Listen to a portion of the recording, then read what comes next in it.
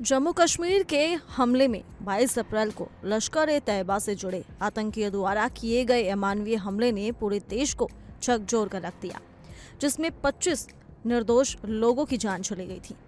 इस क्रूर हमले के बाद भारत सरकार ने तुरंत कठोर कदम उठाते हुए ऑपरेशन सिंदूर नामक एक व्यापक सैन्य अभियान की शुरुआत की, जिसका उद्देश्य पाकिस्तान समर्थित आतंकवादियों को उन्हीं के घर में घुसकर सबक सिखाना था। इस ऑपरेशन के तहत भारतीय वायुसेना ने सटीक और रणनीतिक तरीके से पाकिस्तान के 9 बड़े आतंकी ठिकानों पर एक साथ जबरदस्त हवाई हमले किए, जिनमें लश्कर-ए-तैयबा का मुरीदगे स्थित मुख्यालय और जैश-ए-मोहम्मद का बहवालपुर में स्थित गढ़ प्रमुख रूप से शामिल था। इन हमलों के जरिए भारत ने न केवल आतंकवाद के खिलाफ अपनी दृढ़ नीति को दर्शाया, बल्कि पूरी दुनिया को ये स्पष्ट संदेश भी दिया कि भारत अपनी सीमाओं की सुरक्षा को लेकर किसी भी प्रकार की नरमी नहीं बरतेगा।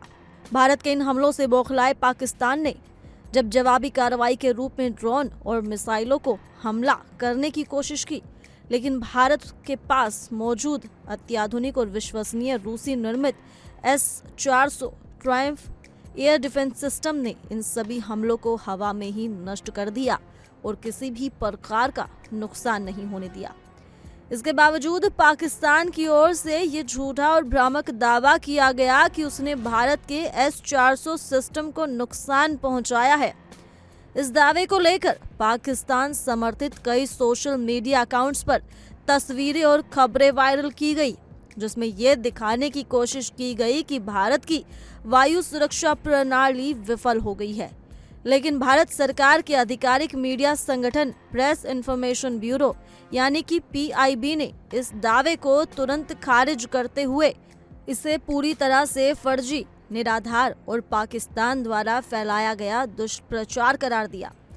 PIB के फैक्ट चेक विंग द्वारा जारी किए गए बयान में स्पष्ट रूप से कहा गया कि S-400 सिस्टम पूरी तरह से सुरक्षित और सक्रिय है तथा उसने पाकिस्तान की ओर से किए गए सभी हवाई हमलों को सफलतापूर्वक निष्क्रिय कर दिया। उन्होंने ये भी बताया कि सोशल मीडिया पर जो तस्वीरें फैलाई जा रही हैं वो 2010 में रूस की विजय परेड की हैं, जिसका भारत की वर्तमान स्थिति से कोई लेना देना नहीं है। ये दुष्प्रचार सिर्फ इसलिए फैलाया गया ताकि पाकिस्तान अपनी विफलताओं पर पर्दा डाल सके और भारत की सैन्य सफलता को कमजोर दिखा सके।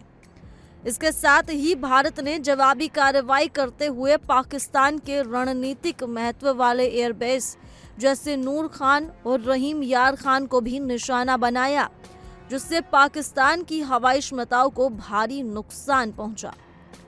इस पूरे घटनाक्रम के दौरान जब भारत ने पाकिस्तान को हर मोर्चे पर करारा जवाब दिया और उसकी हर चाल को नाकाम कर दिया, तब पाकिस्तान के सैन्य नेतृत्व को पीछे हटना पड़ा।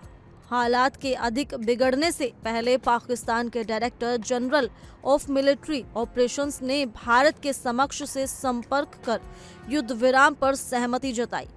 इसके तहत दोनों देशों के बीच जमीन, आकाश और समुद्र तीनों सेनाओं पर संघर्ष विराम लागू किया गया, जिससे तनाव में धीरे धीरे कमी आने लगी और हालात सामान्य होने लगे। ये पूरी घटना एक बार फिर साबित करती है कि भारत अब केवल रक्षा नहीं बल्कि आक्रामक जवाब देने की नीति पर भी मजबूती से चल रहा है और अपनी संप्रभुता की रक्षा के लिए हर संभव कदम उठाने के लिए तैयार है। इस खबर को लेकर आप क्या कहना चाहेंगे? आप हमें कमेंट कर जरूर बताएं और साथ ही जुड़े रहिए इंडिया डेली के डिजिटल प्लेटफॉर्म के साथ।